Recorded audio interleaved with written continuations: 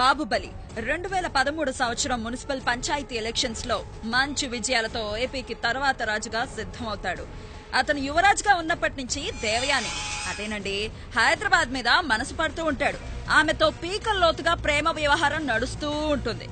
దేవయానికి తనలోని ప్రేమకి కానుకగా ఆంధ్ర సంపదనంతటినీ ఖర్చు పెట్టి డైమండ్ నెక్లెస్ అదేనండి మన నెక్లెస్ రోడ్డు పాపిడి పిల్ల అదేనండి మన సైబర్ టవర్ చేయిస్తాడు.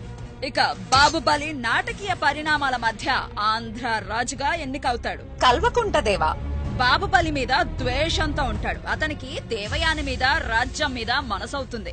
అవకాశం కోసం ఎదురు చూస్తూ తిరుగుబాటు చేస్తూ ఉంటాడు. తను ఉపన్యాసాల్లో దిట్ట, వాటితోనే ప్రజలను మభ్యపెడుతూ ఉంటాడు. దిగ్విజాల దేవ ఇతనే ముఖ్య విలన్.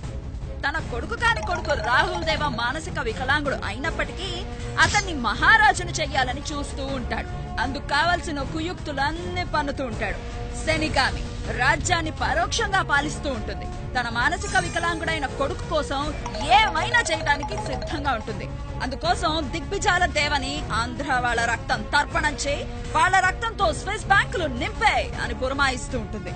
తన కొడుక్కి అండగా ఉంటాడని దేవయానిని రాజ్యంలో సగభాగాన్ని కల్వ కుంటిదేవకి ఇచ్చి వేస్తుంది. రాజ్యాధికారం వచ్చిన తర్వాత కల్వ కుంటిదేవ శనిగామితో ఉడతా ఉడతా ఉచ్ ప్రామిస్లన్నీ తుచ్ అని వెక్కిరించేసరికి పశ్చాత్తాపడుతుంది.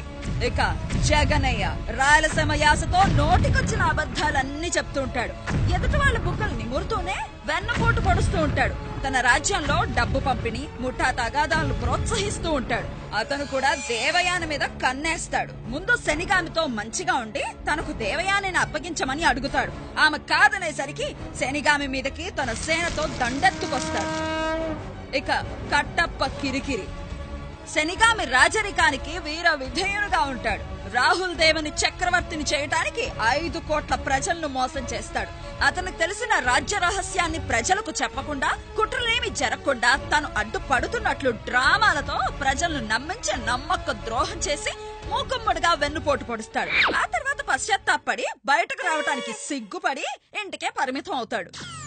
ఇక శివుడు అతను మంచి దేశభక్తి కలవాడు. అతని అన్న అమాయకంగా తన ప్రజారాజ్యాన్ని శనిగామి రాజ్యంలో కలిపేస్తూ ఉంటే అడ్డుపడతాడు. అన్న అమాయకత్వానికి అలిగి ఇంట్లో నుంచి వెళ్లిపోతాడు. మంచి వారితో చేతులు కలిపి దుష్టుల చేతుల్లోకి పోకుండా కాపాడుతూ ఉంటాడు. అప్పుడప్పుడు నేనెవర్నే అని మంత్రులు ఏం చేస్తున్నారని ప్రశ్నిస్తూ ఉంటాడు. ఇక అవంతిక అదేనండి మన అమరావతి నగరం దేవయానికి ధీటైన నగరంగా అభివృద్ధి కావాలని చూస్తూ ఉంటుంది. సింగపూర్ బొట్టెట్టిన ఫ్రెంచ్ గడ్డం వాడ నిన్నే నమ్మమురా ఉన్నది అమ్మే కూరా అని డ్యూయెట్లు పాడుతూ ఉంటుంది.